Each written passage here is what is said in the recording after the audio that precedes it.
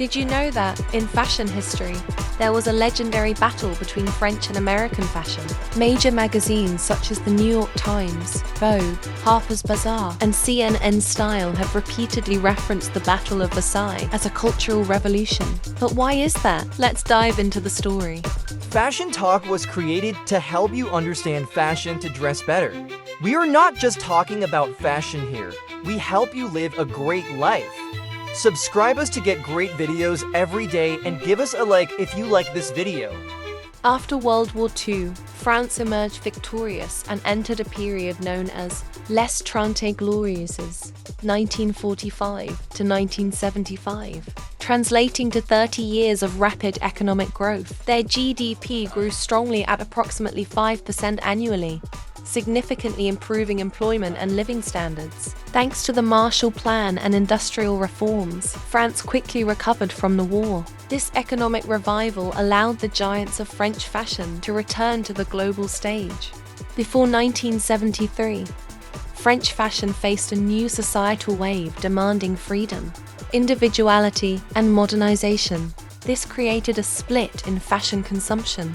One side consisted of traditional elites who loved the meticulous craft of couture. The other was the new generation, eager for clothing that was affordable, practical, and expressive of individual identity. Paris remained the global capital of fashion, proudly showcasing haute couture exclusive, expensive, meticulously handmade garments designed solely for the elite. Renowned French designers launched collections that resonated globally. In 1947, Christian Dior introduced his new look, characterized by long, full skirts, tight waists, and rounded shoulders, known as the Coral line. It rapidly gained acclaim for bringing femininity and luxury back after wartime austerity.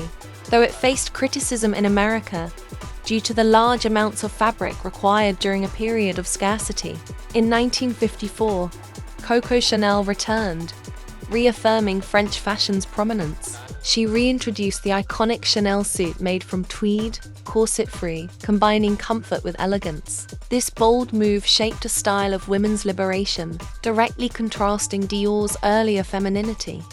Yves Saint Laurent, with his 1965 Mondrian collection, significantly impacted fashion history after departing from Dior to establish his brand.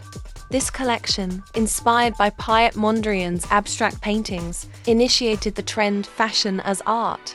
Laurent continued innovating with groundbreaking designs like Les Smoking, 1966, Saharienne, and Pop Art Collection. French fashion also embraced innovators like André Courreges, whose 1960s space-age fashion featured futuristic designs using synthetic materials like plastic, metal, and glass.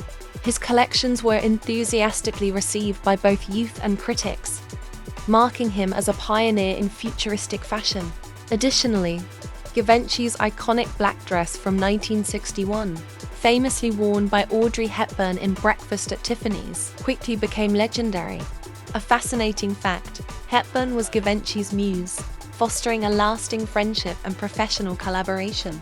Interestingly, 3 versions of this dress existed. The original, never worn in the film, preserved in Givenchy's archives, another displayed at the Garment Museum in Madrid, and the third sold anonymously at a Christie's auction in 2006 for £1. Profits from the auction were donated to the City of Joy charity, benefiting impoverished individuals in Calcutta, India. While French fashion was globally iconic, American fashion was viewed as inferior, lacking sophistication. Americans valued practicality, comfort, and freedom. After World War II, untouched by devastation, America emerged as the economic powerhouse. Although American fashion was dismissed as second-rate and overly commercial, its ready-to-wear designs began gaining traction.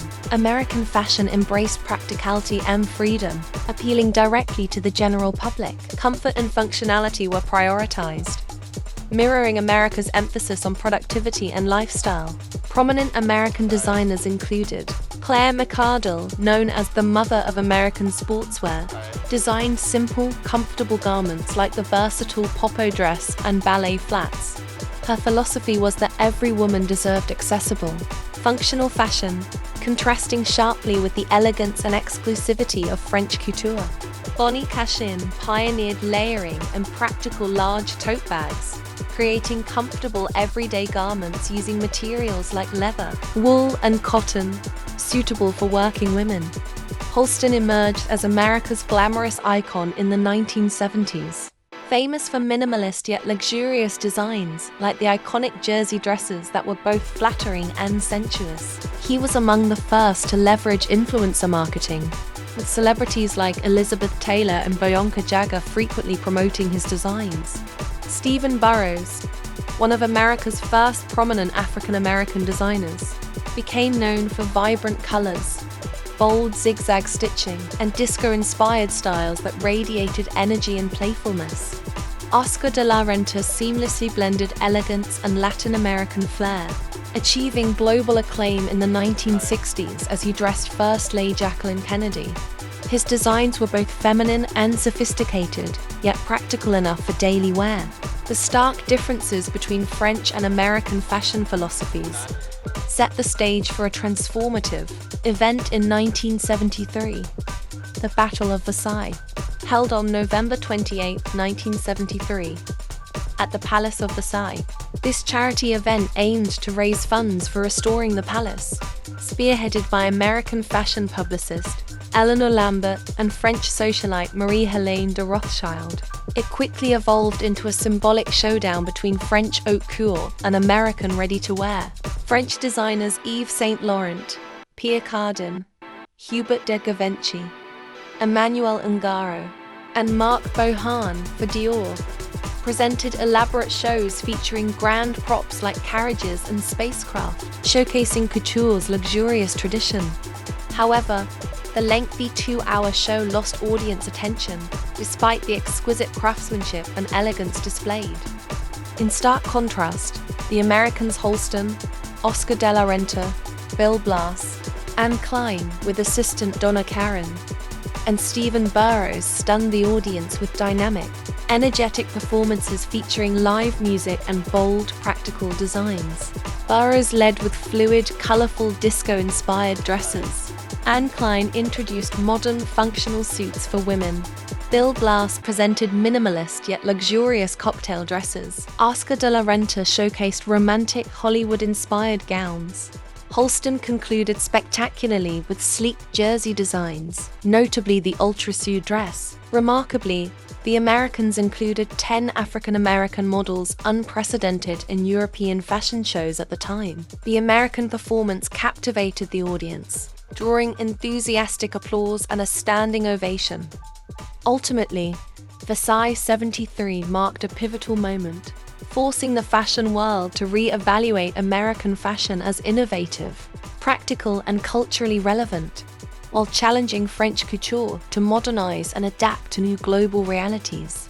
This is the story of the Battle of Versailles. What do you think about it? Let me know your thoughts. I really appreciate your feedback so I can create even better content in the future. And please like and subscribe to support us and give us the motivation to keep making great videos. Thank you all so much.